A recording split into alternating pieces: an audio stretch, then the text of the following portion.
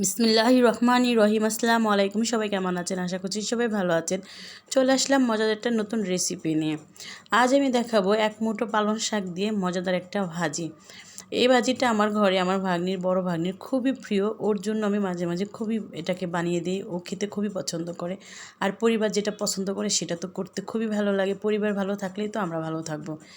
যাই হোক, আমি শাকগুলো ভালো করে ধুয়ে, এটা কিন্তু পালং শাকগুলো ভালো করে ধুয়ে আমি পরিষ্কার করে নিয়েছি। সেটা সুন্দর করে আমি এটাকে কুচিয়ে নিচ্ছি, কারণ এই শাকটা কুচিয়ে নিতে হবে ভাজির জন্য। আমার সবগুলো কুচানো শেষ হয়ে গেছে। আর পালং শাক তো এক মুঠা শাক অল্প হয়ে যায়। এখানে আমি এক মুঠা শাকই নিয়েছিলাম।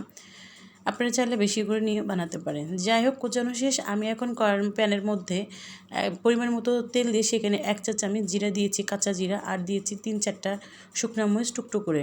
সেটা একটু ভাজা ভাজা হয়ে গেলে সেখানে দিয়ে দিচ্ছি চিংড়ি মাছ, ছোটো ছোটো চিংড়ি মাছগুলো যে সেটা দিয়ে একটু নাড়াচাড়া করে 1 চা চামচ হলুদের গুঁড়া দিয়েছি। দিয়ে ভালো করে চিংড়ি মাছগুলোকে আমি নাড়াচাড়া করে নিচ্ছি। এই নাড়াচাড়া করার পরে আমি বাকি জিনিসগুলো এখানে অ্যাড করব। এই ভাজিটা এত টেস্ট, এক ভাতের কোনায় থাকার মানে খুবই অনেক কিছু, মানে গ্রানে মনে হচ্ছে যে সব পেটটা ভরে যায় এরকম একটা। যাই হোক, আমি চিংড়ি মাছটা ভালো করে ভেজে নিলাম। সেখানে বড় সাইজের একটা আলু আমি চিকন চিকন করে কেটে রেখে দিয়েছিলাম ধুয়ে, সেটাও এর মধ্যে দিয়ে দিলাম। দিয়ে কিছুক্ষণ ধরে নাড়াচাড়া করে নেব। তারপরে দিয়ে দিলাম 3টা কাঁচামরিচ মাঝখানে লম্বা করে কেটে সেটা দিয়ে দিলাম। আর দিয়ে দিলাম 1/2 চা চামচ মরিচের গুঁড়া। দিয়ে ভালো করে এটাও আমি সুন্দর করে লবণ দিয়ে নাড়াচাড়া করে নেব। আর যেহেতু এখানে অল্প পরিমাণে শাক আছে, আমি লবণটা কিন্তু অল্প একটু দিয়ে নিলাম, 1/2 চামচের মতো। যদি লাগে পরে দেওয়া যাবে, কিন্তু আমি জানি লাগবে না। যাই হোক, তারপর ভালো করে নাড়াচাড়া করে নিলাম। এভাবে কিছুক্ষণ ধরে নাড়াচাড়া করব আমি।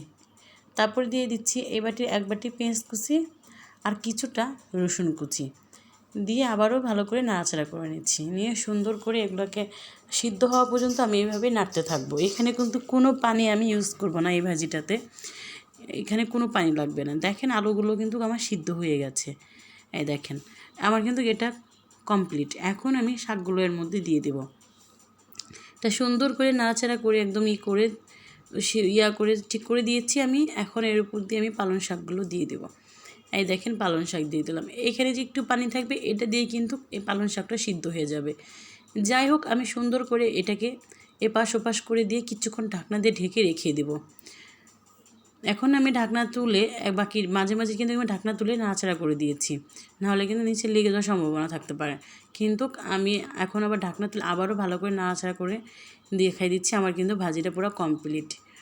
দেখেন, আমার কিন্তু এত সুন্দর একটা ভাজি হয়ে গেছে। ভালো লাগলে কিন্তু অবশ্যই কমেন্ট করে জানাবেন, লাইক করে এবং শেয়ার করে পাশে থাকবেন। যারা এখনও ফলো দেননি অবশ্যই ফলো দেবেন। ভালো থাকবেন, সুস্থ থাকবেন। আল্লাহ হাফেজ।